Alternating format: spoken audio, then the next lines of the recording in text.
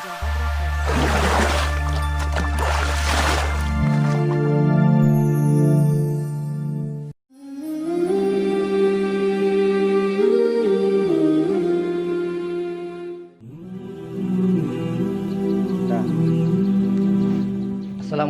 warahmatullahi wabarakatuh.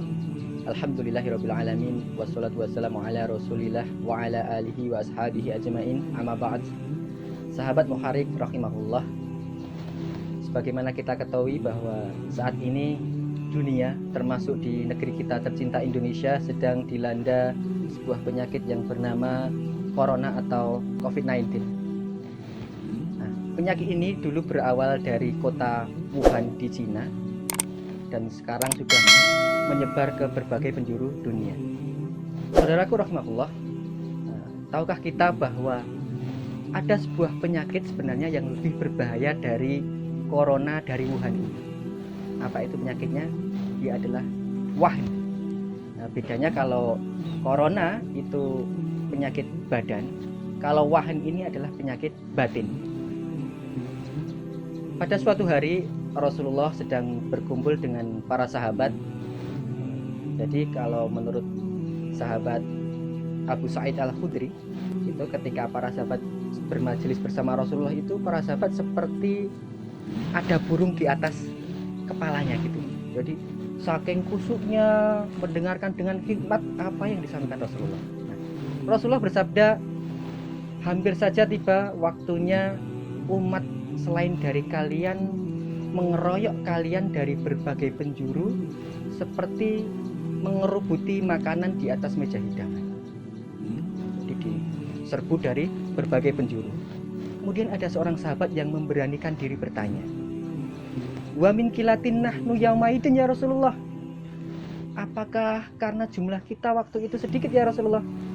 Kemudian Rasulullah menjawab, bal antum yaumaidin katsir, justru jumlah kalian sangat banyak, tetapi kalian seperti buih di atas lautan. Allah telah mencabut rasa takut dari hati musuh-musuh kalian, sementara kalian terkena penyakit wahn. Ya, kemudian ada sahabat yang bertanya lagi, wa mal wahn ya Rasulullah, apa itu wahn ya Rasulullah? Rasulullah menjawab, hubbud dunya wa karahiyatul maut, cinta dunia dan takut mati. Jadi mirip ya antara wahn dengan corona dari Wuhan gitu. Tapi sebenarnya penyakit ini lebih berbahaya dari corona. Karena apa? Karena penyakit wahn ini berdampak pada dunia dan akhirat kita. Nah, mungkin kalau corona dari Wuhan ini paling dampaknya bagi dunia kita. Nah, kenapa dampaknya itu buruk bagi kehidupan dunia dan akhirat kita? Ya, karena virus wahn ini dapat menjangkiti seluruh lapisan masyarakat. Entah itu orang alim, orang awam, orang kaya, orang miskin, para pejabat maupun rakyat biasa. Nah, ketika orang terkena penyakit wahn ini, kemudian ia menjadi sangat mementingkan kepentingan dunia dibanding akhiratnya. Sampai-sampai urusan akhirat itu dilalaikan begitu saja. Makanya kita perlu waspada dengan penyakit yang satu ini. Nah, pertanyaannya, apa obatnya?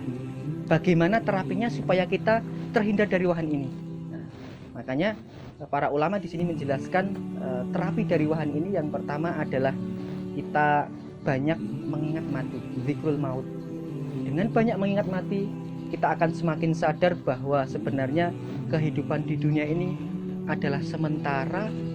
Dan kehidupan yang sejati adalah kita akan kembali ke kampung akhirat. Kemudian tips yang kedua atau obat yang kedua, resep yang kedua adalah dengan banyak bergaul, banyak berkumpul, banyak berduduk-duduk dengan orang-orang soleh. Ini sebagaimana disampaikan oleh Sufyan Ats-Tsauri di dalam Hilyatul Auliya itu mengatakan bahwa hendaklah kalian itu banyak duduk-duduk bersama orang-orang soleh. Karena jika kalian itu duduk-duduk bersama orang-orang yang hanya membicarakan masalah dunia dan dunia terus, maka itu akan berdampak pada rusaknya agama. Dengan kita banyak berkomunitas, berteman, bergaul dengan orang-orang soleh, maka kita akan saling membantu, saling menasihati, saling memberi motivasi. Ketika kita futur, maka ada teman kita yang mengajak kita, menarik kita untuk kembali ke jalan Allah. Itu yang kedua. Kemudian tips yang ketiga adalah kita meningkatkan keimanan kita. Sebagaimana di dalam Fathul Bari itu dijelaskan bahwa iman itu naik ketika kita menambah ketaatan, kemudian iman kita menurun ketika kita berbuat dosa.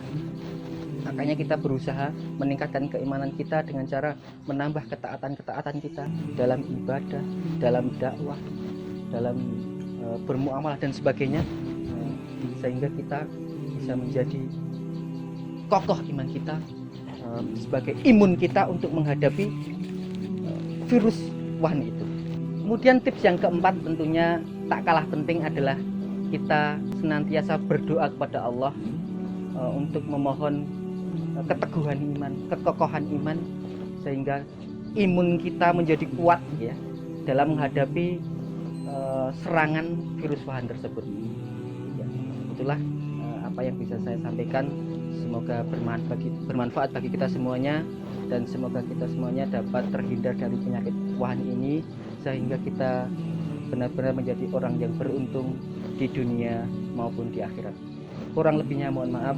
Akhiru da'wana, wassalamualaikum warahmatullahi wabarakatuh. Syukran ya Rabbi, syukran, hadaita qalbi, syukran, nawwarta darbi, syukran.